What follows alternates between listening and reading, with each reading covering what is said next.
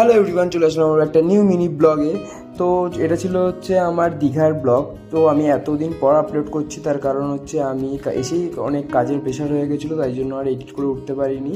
তো তারপরে সন্ধ্যাবেলা গেছিলাম একটু সমুদ্রের পাড়ে, আর গিয়ে এত সুন্দর এই মাছের গন্ধে আর থাকতে না পেরে আমি নিয়ে নিয়েছিলাম একটা বড় সাইজ দেখে চিতল মাছের ফ্রাই। দেখি টেস্ট কীরকম। আমি প্রায় 3-4 বছর আগে এসে এখানে খেয়েছি, আর চিতল মাছের মুইঠা আমি খেয়েছি, বাট আমার ভালো লাগে না।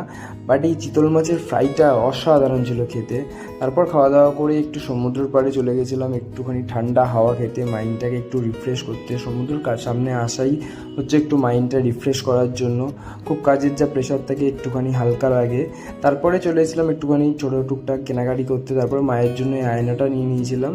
তারপরে আরও একটা আয়না নেওয়ার ছিল, তো এটা আমি ওই দোকানে আর পাইনি, অন্য দোকান থেকে নিয়ে চলে এসেছিলাম ডিরেক্ট হোটেলে। খুব খিদে পেয়ে গেছিলো, আমার খাবার চলে এসছে। অর্ডার করা হয়েছিল ডাল, আর এখানে ছিল কাতলা কালিয়া। দেখো মাছ সাইজটা আর গ্রেভির টেক্সচারটা খুবই সুন্দর। এবার খেতে কীরকম হবে জানি না, টেস্ট করে দেখতে হবে। এখানে এতক্ষণ যা যা এসছি আমি 2-3 দিয়ে প্রত্যেকটা খাবার ভালো আছে এই হোটেলের।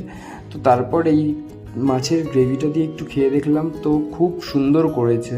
মাছটা তো খুবই ভালো। তারপরে আমি হাত দিয়ে খাচ্ছি, আর ওই চামচ দিয়ে আমি খেতে পারলাম না। ভিডিওটা ভালো লাগলে লাইক, কমেন্ট, শেয়ার অ্যান্ড পেজটাকে ফলো করে দিও। দেখা হচ্ছে নেক্সট ব্লগে। টাটা।